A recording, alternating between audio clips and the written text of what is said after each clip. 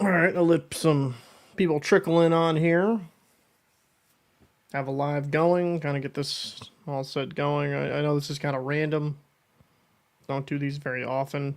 Well, I did it last night, right? So I can't completely lie to myself here. But try to go live here, give it a few seconds for some people to kind of be percolating in. And, oh, I forgot to change. Make that go in there as well. On Twitch.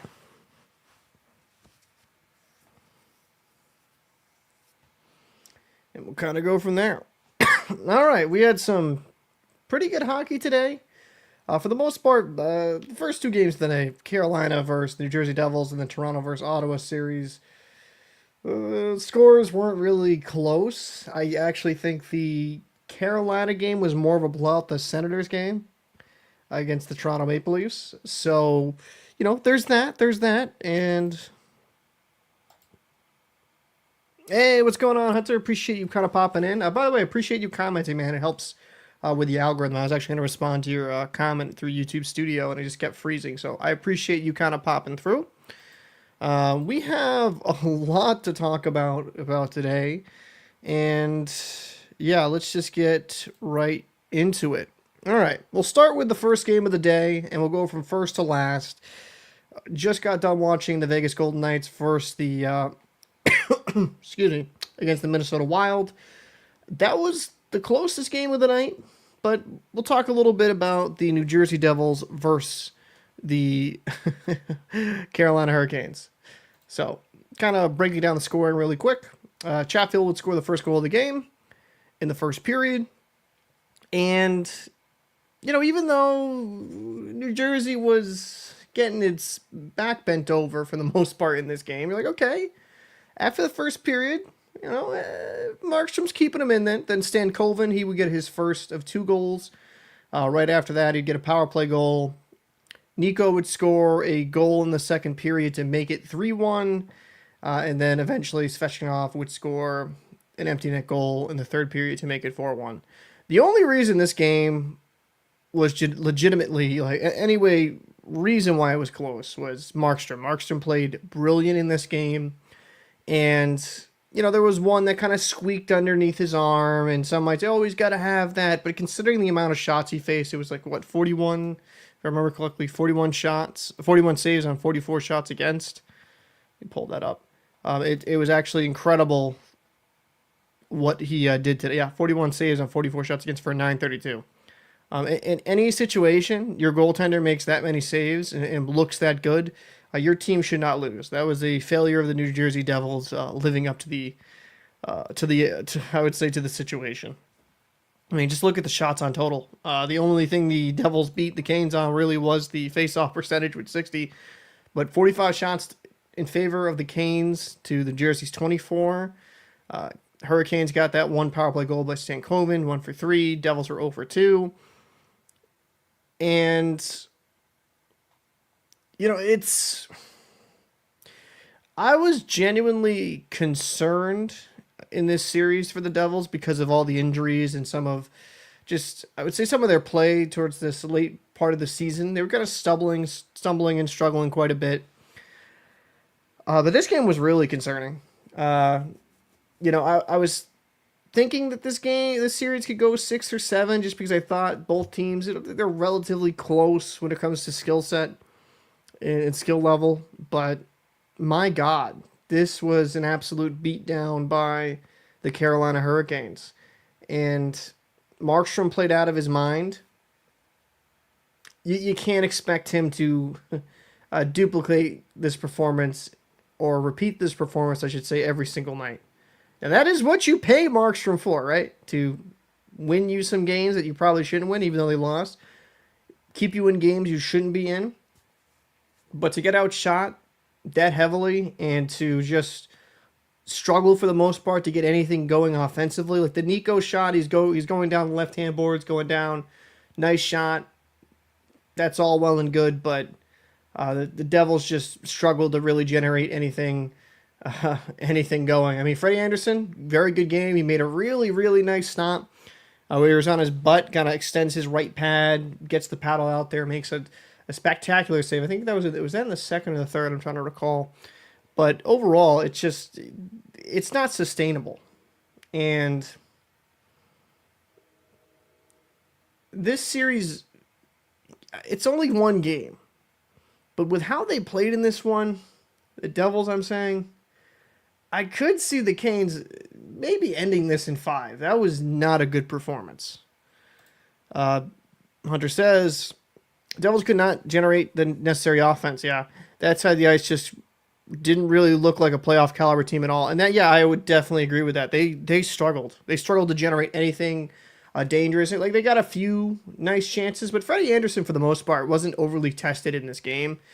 And going into the series, like that was going to be the big thing is if you're going to beat the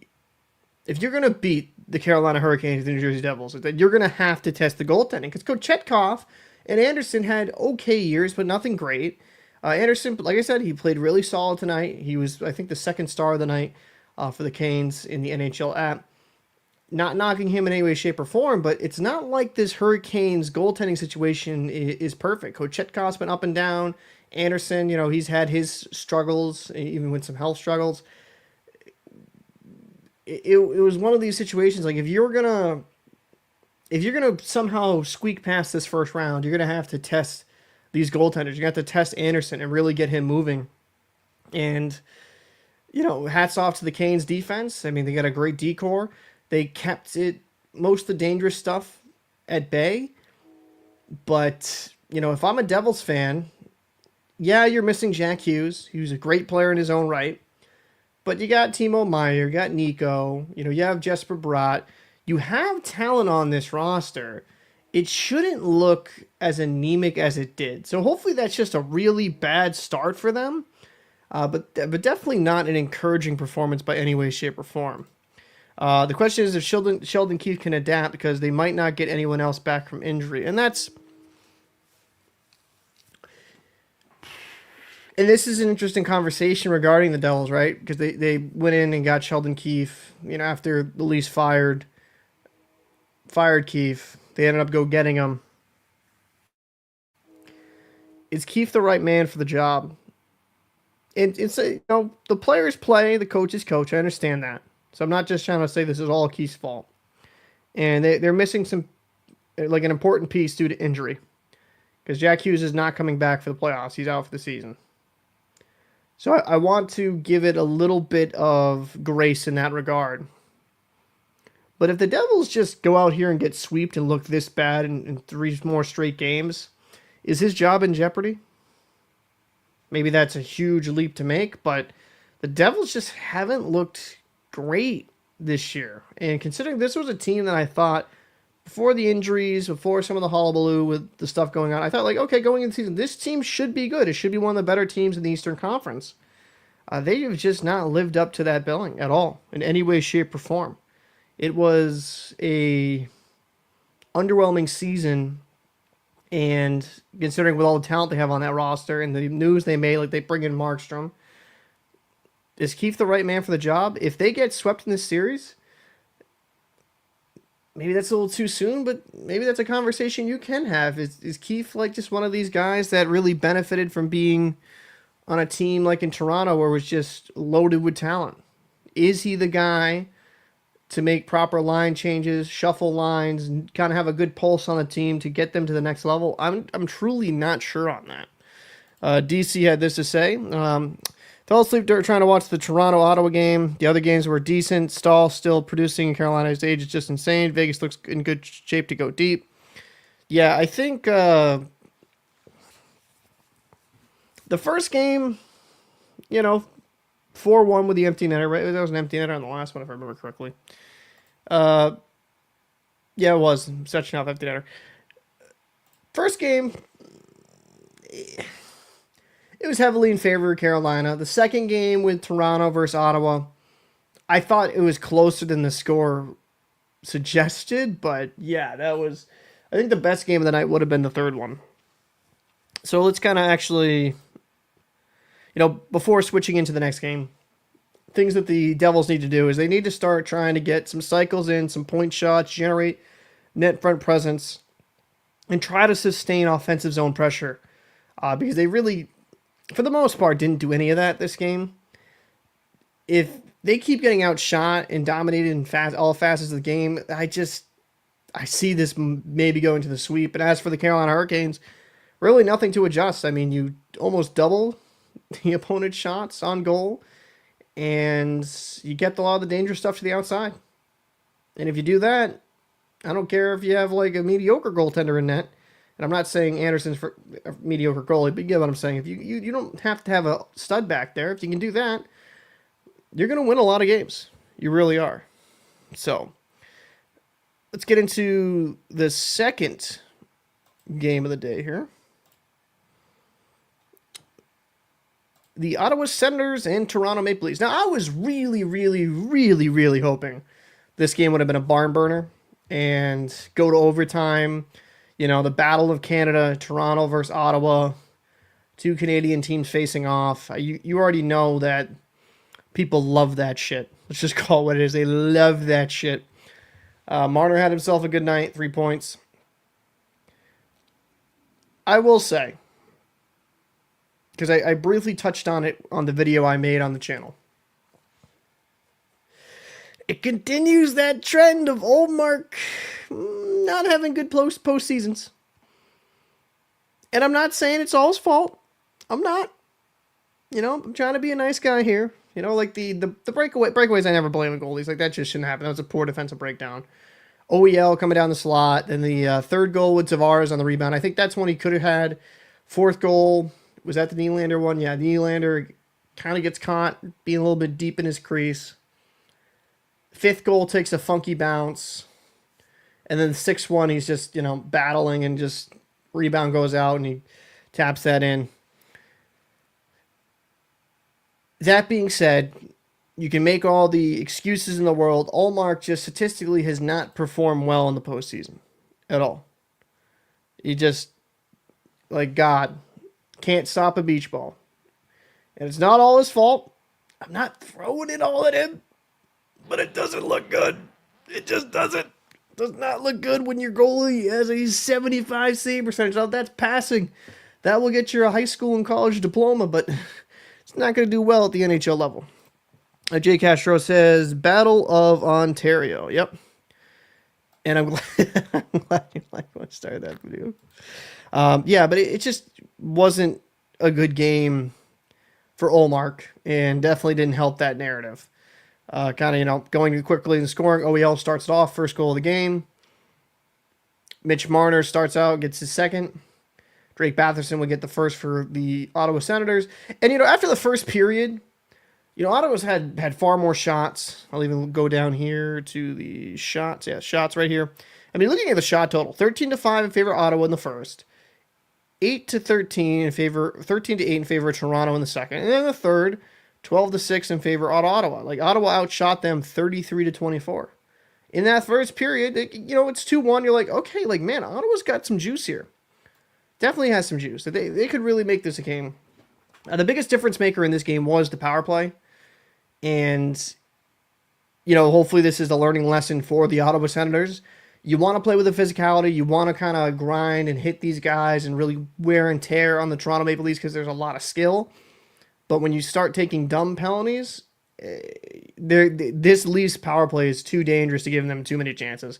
I mean, they scored, 3 power play goals in this game?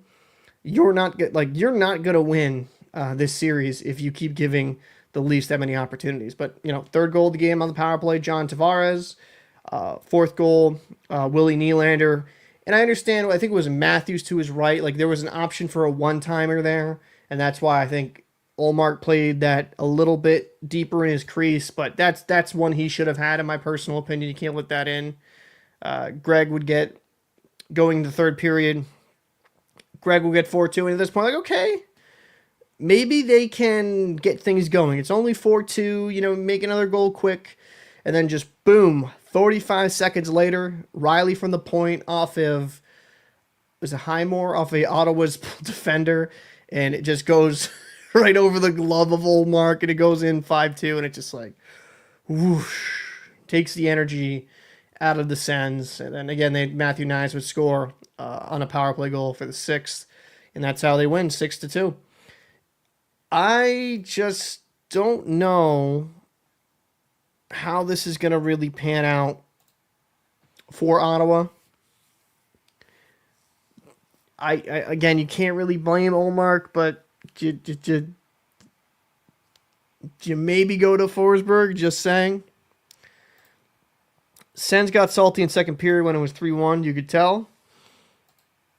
Hey, Uma. Good to see you. Glad to see you pop in. Stolarz looked pretty good for Toronto, though the amount of rebounds he was giving up might be the problem against either Floridian teams. So this is the thing. I think Stolarz played well. Was it the first goal or was it the second goal? Was the really rad? I think it was the first goal. The first goal was a really bad rebound he played it and he didn't cover it. The one thing I'll say about Stolarz, and he's had a very, very good season, but I could tell the rebound control wasn't great. It was okay.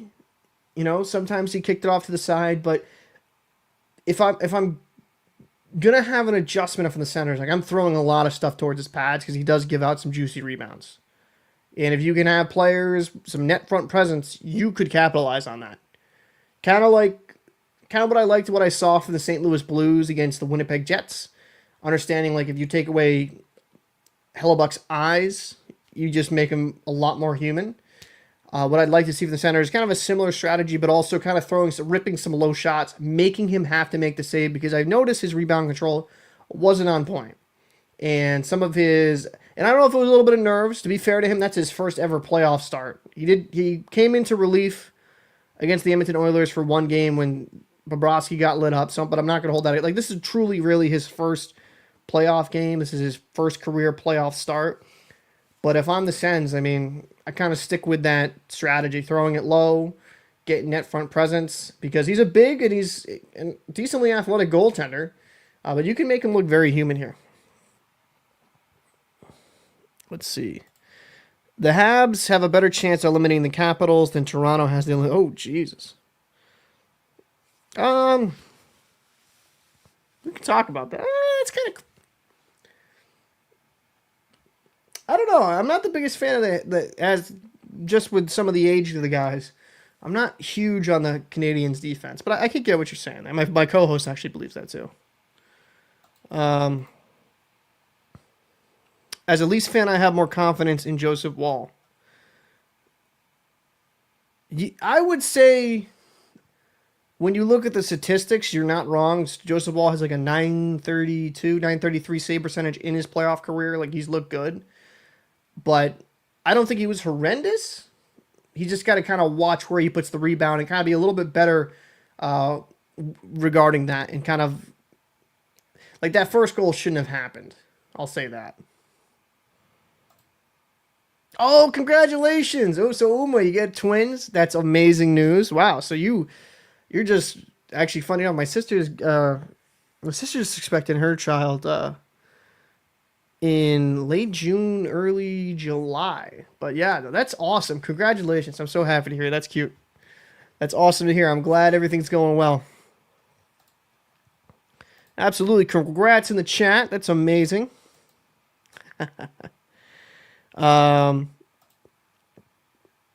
That's awesome, I'm happy for you.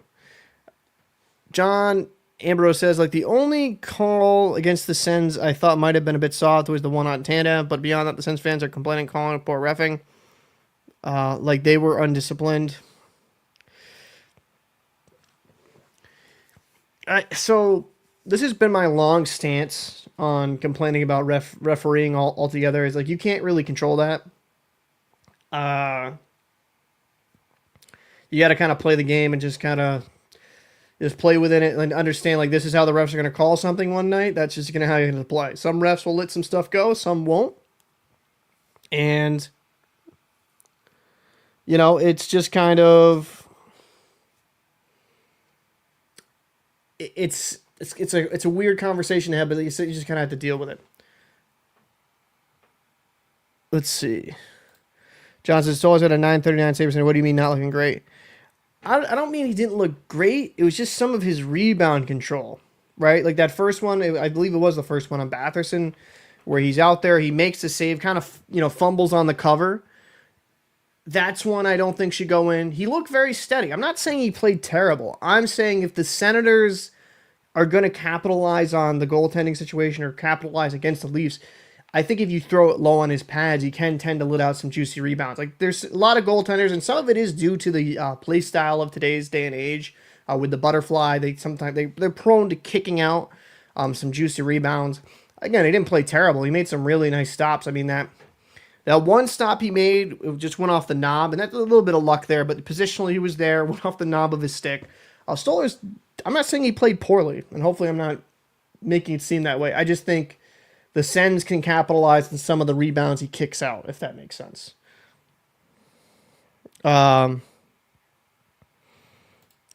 Best. Okay, no, I just want to kind of explain the logic because I'm not trying to bash Stolars at all in any way, shape, or form. And it is kind of funny in this regard because we have these conversations of like this guy with no playoff experience, this guy with a ton of playoff experience, and you really had a guy in Olmark that's had a lot more playoff games. And again, some of them aren't on him, but still poor performance overall. And then you have a guy like Solars with like with none pretty much, and he plays solid out there. So it's like I think it kind of comes down to personality. Some people can rise up in these certain moments. Some guys, it just the lights get too big. And I will say this. There's going to be a lot of conversation regarding Olmark. Like if Olmark continues this trend of having sub 900 save percentage games in the playoffs, the conversation regarding him will get very interesting. Like, will he just be known as that, like a good regular season goalie, but you wouldn't want to rely on him in the playoffs type situation? And yeah, exactly. And the same thing with Mackenzie Blackwood with the Avs last night. No playoff experience and did really good. Yeah, Blackwood did it. Yeah, and that was actually something I mentioned last night with when Chief was on here. Blackwood made some great saves for against the Stars for the Avalanche. But my God, some of the rebounds he let out juicy. And I think some of that might be nerves, to be fair to these goalies. Like these are like relatively inexperienced goaltenders in the playoffs. So I think, for example, that kind of the fumbling of the cover up by Stolars, I think it's a little bit of nerves play there. And I just think that's reasonable to expect. But yeah, I think that was kind of overall. It was an entertaining game until it wasn't entertaining with Ottawa in the Toronto Maple Leafs.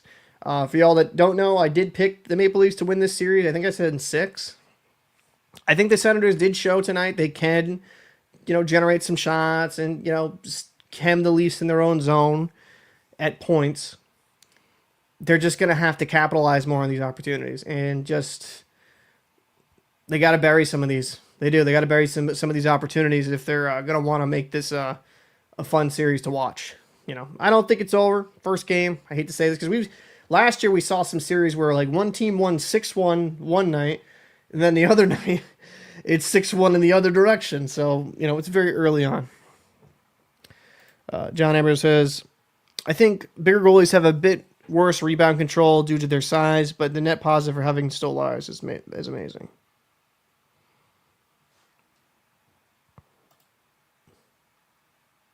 And it's interesting because there was a conversation about Wall as Stolars going in. I think going with Stolars is the right decision. He's had the better year. And you're true. Like when you're a bigger goalie and you're bigger frame, you're just going to be more prone to probably kicking out more things. Just, it's the pros and cons. Bigger goalie takes up the net, but sometimes can be, a little bit worse rebound control. Not every single huge goalie. I have to really think on that with Vasilevsky off the top of my head. He's generally pretty decent with his control. But, it was a pretty damn good. It was an entertaining game until the Morgan Riley goal went in. Because I thought when Greg scored, I'm like, okay, maybe we could have the Sens score like another goal and make it a 1-goal game late. That would have been fun just for my entertainment. I have my favorite team's the Bruins, right? I have no horse in this race. But when Riley scored that goal 45 seconds later, it's like, woof. That's going to be tough to come back from. So we'll get into the second or the third goal, can't speak English. The third game of the night. And let me just kind of go into it. Joe Swell's been in playoffs. Yeah, and Stolarz has been a 100 goalie going to playoffs for sure. Like, as a Leafs fans, I've been like, haha, hateful.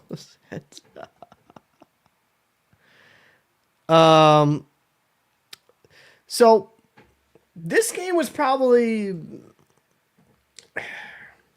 the closest matchup of the night. You know, being honest. Kind of go into the goal scoring, and then we'll talk about the game overall. Tomas Hertl starts off the scoring. First goal for the Knights. Matt Boldy would score for the Wild. Excuse me. My God, my throat. Making 1-1 after first period. And this game was definitely closer. And a lot of hits. I mean, how many was the Wild? The Wild had 54 hits. Dorfevi gets second goal of the game for the Knights in the second period. Excuse me, jeez. Brett Howden, who would end up being the first star of the game, he makes it 3-1 in the third. Matt Boldy scores his second of the game. He had a solid game there, 3-2, and then an empty net goal for Howden to make it 4-2. So pretty much a 3-2 game, really close overall. Some checking. And it's weird for me because this is a series I said that the Knights would sweep, like gentlemen sweep, win in 5 games. Looking into what Gustafsson did, he made 23 saves on 26 shots against. The save percentage doesn't look great there. And then for Aiden Hill, 18 saves on 20 shots against for 900 save percentage. I'm hoping I'm wrong about this series, because the first game was entertaining.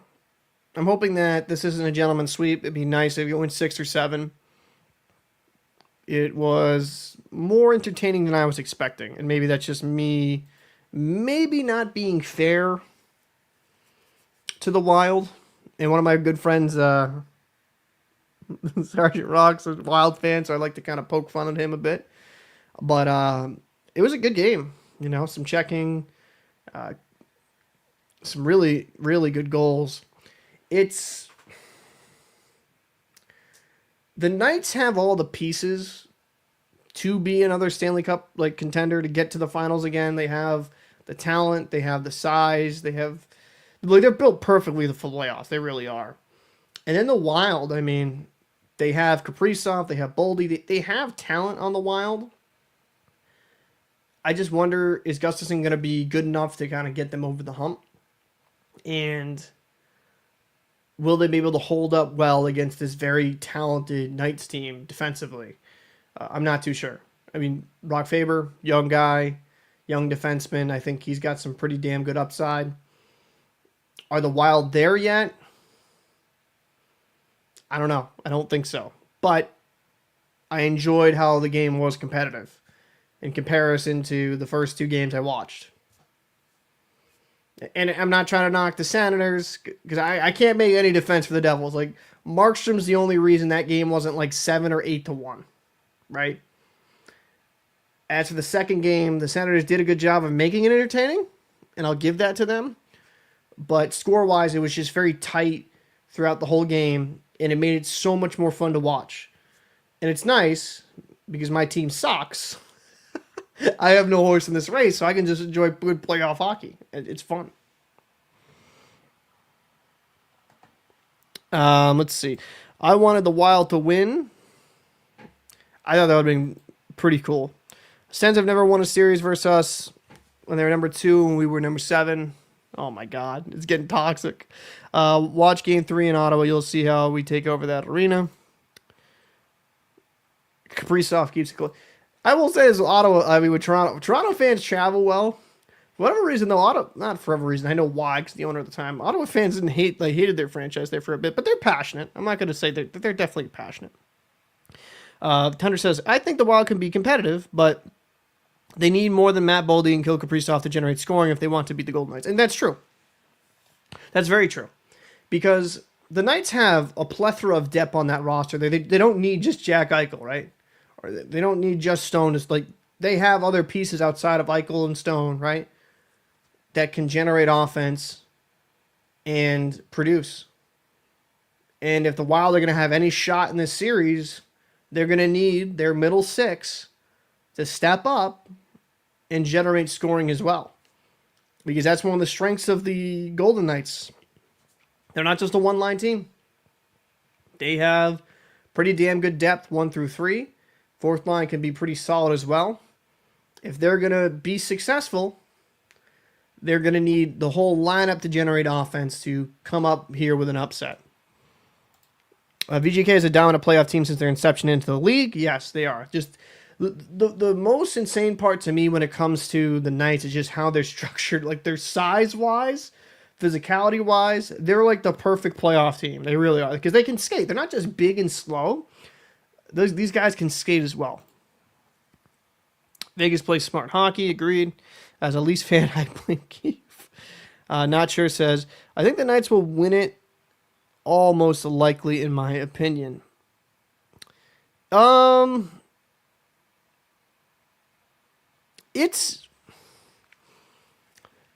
me, it's 3 teams in the West: Dallas, Colorado, who they're facing each other, and then Vegas is kind of like like if I was saying my upper echelon, and then after that, under that, because of the Oilers, like with the injuries and things of that nature, I'd have them in that tier below. But I mean, there's some teams out there. There's some really good teams out west.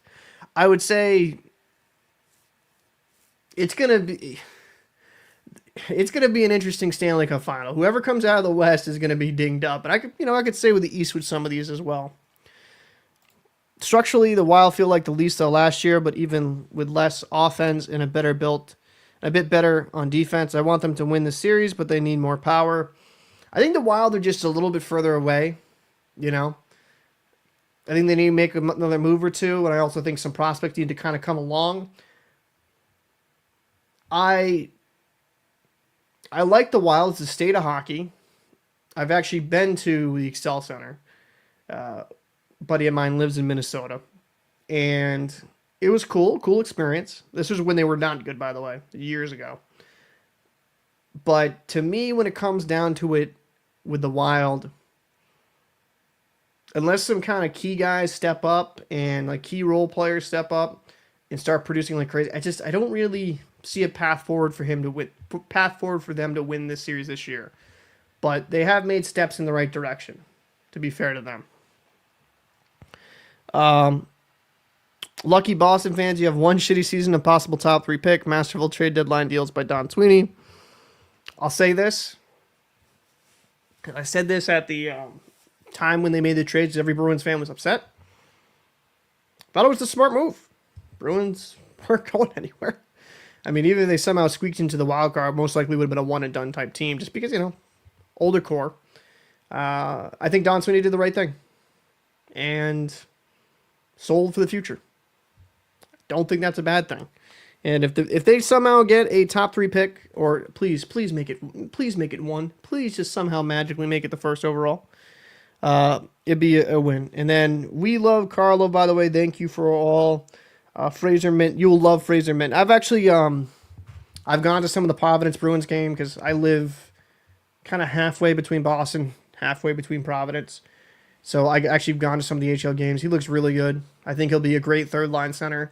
I don't know if second line, but I've liked what I've seen from him in Providence. He's been a great addition there. And yeah, I like Mitten quite a bit. I do. I think he's a great replacement for a guy like Charlie Coyle eventually.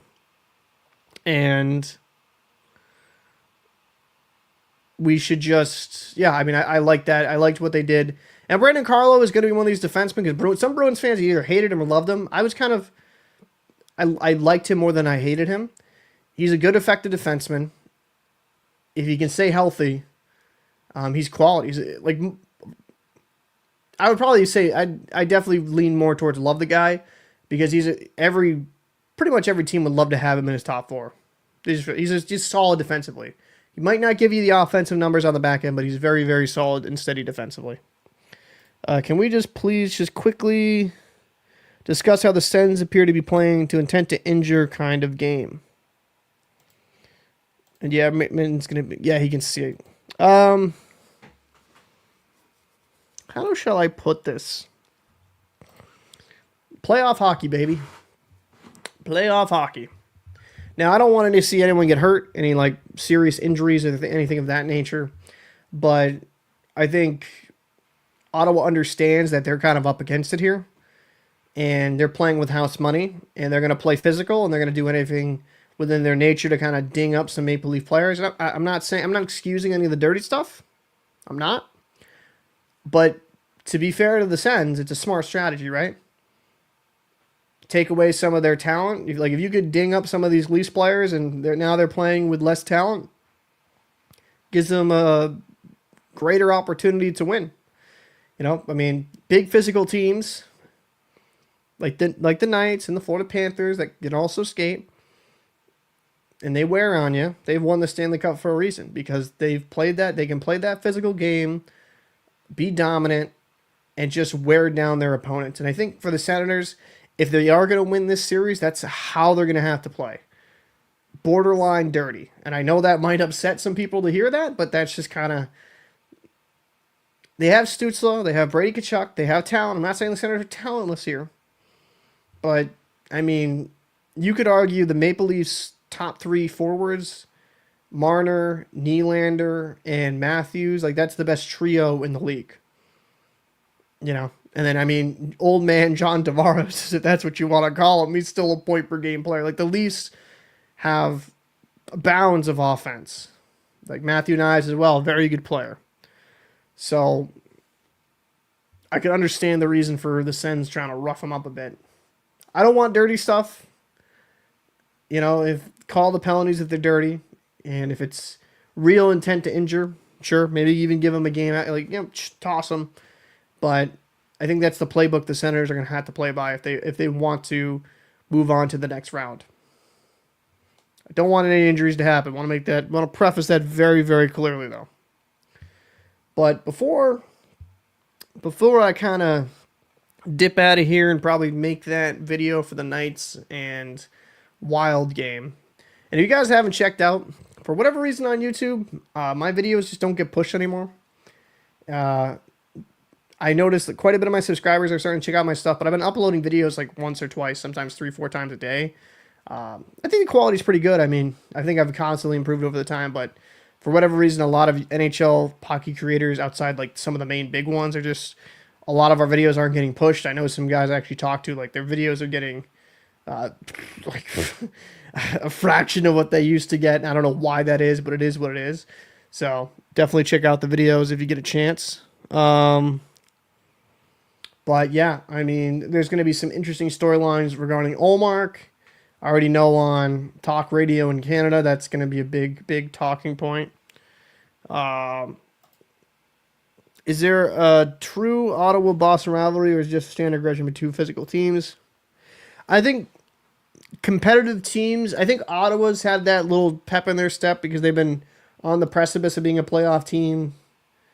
And then I think for a while, the Bruins were the benchmark, so there's only going to be that more physical plays against better teams. But I would say that Ottawa versus even Toronto or Tampa, or you'll see them kind of step up their game if that's what you're talking about.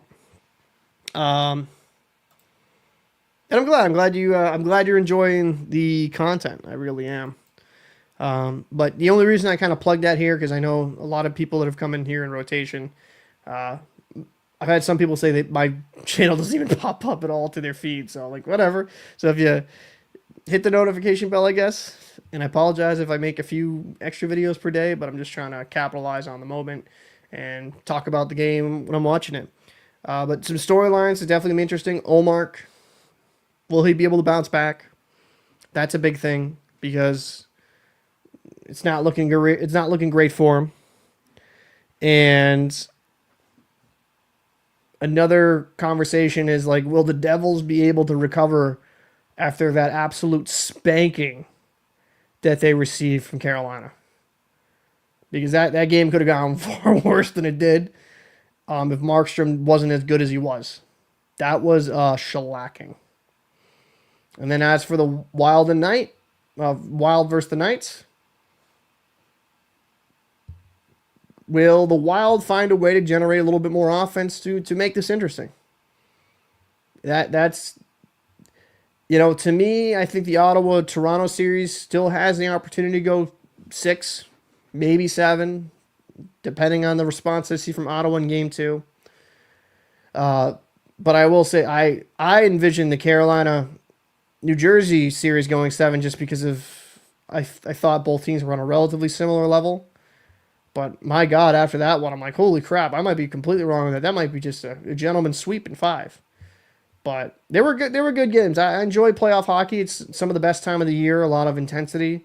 I think the Carolina game, admittedly, was a little bit boring at times, outside of some of the outstanding saves. Toronto and Ottawa game was, for the most part, pretty entertaining throughout most of the game. And Vegas and Wild game, that was probably the best one of the night when it comes to how competitive it felt throughout the whole 60 minutes. I really enjoyed that game. I really, really did. So, appreciate you popping in, John. I'm glad you kind of enjoying it.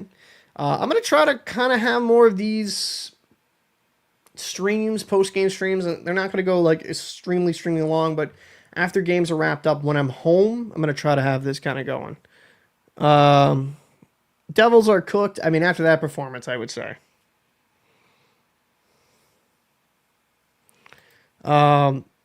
Personally, I was hoping to see Markstrom pull a signature if your goaltender 10 the goal moment.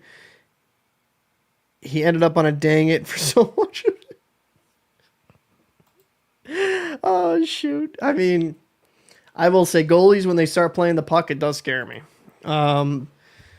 Castro says, I followed your channel last season during the playoffs when Leafs and Boston played first round. It was refreshing hearing reasonable takes about the Leafs from a Bruins fan. Much appreciated. Yeah, I see. I'll poke fun at teams. I'll even poke fun at my own, and that kind of pisses off some of the subscribers because they're like, aren't you a Bruins fan? But, when I'm being genuine and just thinking about things objectively, the Leafs last year I thought were going to beat the Bruins just because I thought they made such leaps. I think this version of the Leafs is much better than the one last year, especially with some of the improvement they made on the decor. Like OEL. I mean, he scored tonight, first goal of the game. They brought him in. Tanev, they got him, and I love Tanev as a defenseman. I really do. He's a good defenseman to have. Like, that's like a guy you'd love to have in your 6. And then Brandon Carlo. I mean, I was a fan of him on the Bruins. They're the least defensively. This probably is the best decor that the core 4 has had, quote unquote. And if they're gonna make a run and they're gonna do something special, like this is gonna be the year. And I think it'd be good for Leafs fans. They have the talent. It's crazy because they have the talent. They have the superstars. They have Matthews.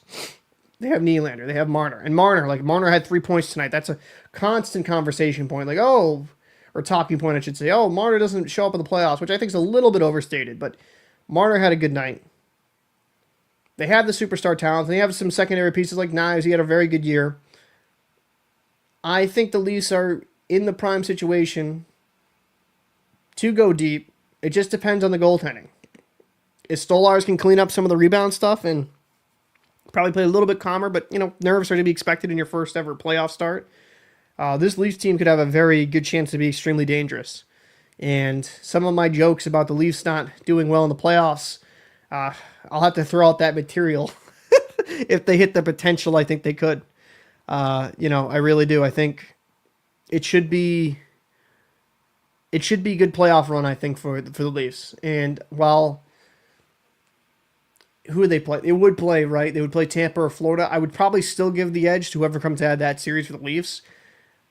Not to ruin a prediction there, but let's say that happens. I still would give them a fighter's chance in 7 to beat anybody in the Eastern Conference. I do think they're that talented. I think they have enough talent on that roster. All really matters to me is kind of like with the Jets in a similar fashion, right? You just got to prove it to me. This core's got to show it to me. Like, in these big moments, they can kind of come up big and do something special. And I think they have the ability to do so. It's just, they got to do it. Leafs killed it at the deadline. I agree. Most definitely, Dubas couldn't assemble a decor if his career depended on it. Gosh, just says we still don't have a true number one defense. So I don't believe we will win this season, but I'm hoping for a third round at best. I mean, that's not. That's not bad at all. Leafs could make it the Eastern Conference Finals, but they have two major weaknesses: the city of Boston, Massachusetts, and entire state of Florida. Well, Boston they don't have to worry about because Boston was one of the worst teams in the league this year, so that's good. But Florida, I think, would give them, whether it is Tampa or the Florida Panthers, could give them some fits. But I still think I easily give them a fighter's chance to get out of that. And that's what I think makes them very impressive. And as for not having, how shall I put this? As for not having a number one D man, I agree, right? Like, if who would you say is their number one? Like Morgan Riley, probably. I would probably agree, but I think depth wise, they have a bunch of twos and threes. Like, I think depth wise, this team's just overall better. And I think in the right situation, you don't have to win with like a superstar elite defenseman. Like, if your core, if your depth is so good, you can kind of get away with maybe not having like a dominant number one guy. But I don't think Riley's abysmal by any stretch of the imagination. Maybe kind of more of a two, but with some of the additions they've made, I think they're fine in that regard. I think they are. I think they're truly fine in that regard. Are you talking about the Carlson for the Senators? I'm assuming. But yeah, I mean, kind of looking back at that trade. Oh my God, Eric, hold on. That's actually a better trade from Otto. What was? I forgot. It's been so long. It's been so long. So they got two-time Eric Carlson for Francis Perron, Turney, DeMello, Josh Norris.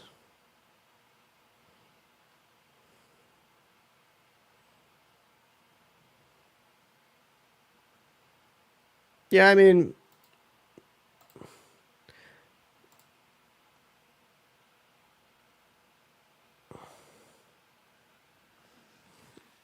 Jesus, they actually that's Carlson's a solid defenseman, but Jesus Christ. Ozman says, just got here. Who's this guy? What happened with Captain Paul? Captain Paul had to shave his beard because I had to do firefighting training. Unfortunately, because I have.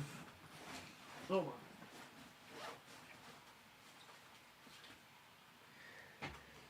Because I'm a merchant mariner, and I'm not going to open up my stuff because it's. Yeah, my socials in there. Let's not do that on stream. Because of that, I have to do firefighting training. Because when you're out on the water, when you're in the Atlantic, I'm more in the Atlantic because I'm East Coast.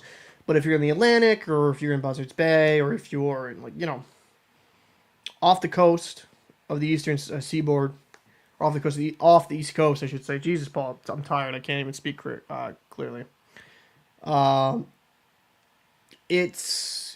We don't have fire departments to lay on. Like, we're our own fire department. Like, we have to know how to, we have to know about flashover. We have to know about proper protocol, how to keep ourselves safe, how to put on turnout gear, the SPCAs, and how to attach that and put that on within under 2 minutes. Funny enough, a lot of captains I work with, like, because with tugboats I work on, like, I've worked offshore, but with tugboats, and I know this is not this is a Mariners dream, but whatever, I'll just say it. The tugboats are a little closer to shore. I've had captains literally say, like, if we get to the point we need to use turnout gear, we're pulling the CO2 and we're calling the Coast Guard because nobody's going in the engine room if the fire's that bad. So that's why, unfortunately for you, Ozzy, it's a clean-shaven Captain Paul. Even though my peach fuzz coming back, so I think in another week and a half, it'll start resembling a beard again. So Yeah, it's a whole firefighting training you have to do. We do drills every month. Yeah, some guys take it more serious than others. I take it pretty seriously just because, shit hits the fan, we're kind of fucked. Don't want that. Um, oh, and as for yeah, for the pit. Yeah, yeah. I'll say this before I go. I think the Penguins were just desperate because they're like, okay, let's just get star power because we want to kind of maximize the rest of Crosby's career. I have not been a fan of how the Penguins have roster built down the stretch. I think the Washington Capitals have been, a little bit better with regarding that. I don't want to kind of look at things and say, oh, everything the Capitals done has been amazing, but considering what they were able to do against around an aging Ovechkin this year, I think you can build properly in Pittsburgh. And some of the prospects, they just drafted. You can't really, you got to give it a little bit of time. But the Penguins should still be in contention, in my opinion. They should be. They should be. But, all right, guys, I'm going to head out of here. Going to probably I might go to sleep and then make the video in the morning for the night's game. But I'm going to head out of here. Probably edit it, actually, because I know myself. I'm just going to I should just get it done. If you haven't watched any of the recent videos on the channel, appreciate if you kind of pop in, check in, drop a like, comment, all that good stuff. I'm going to try to do another recap, most likely tomorrow after the game. Something a little bit laid back like this. Hopefully Chief will be available so I can have somebody kind of riff off of. But thanks. I appreciate everybody that popped through, man. It was fun having good conversations with y'all. Uma, congratulations again on the Twins. That is freaking amazing. Make sure to invest in Huggies as your stock because you're going to be solely helping your stock and making more money. But that's amazing to hear. So I'll see everybody soon. My God, I'm tired.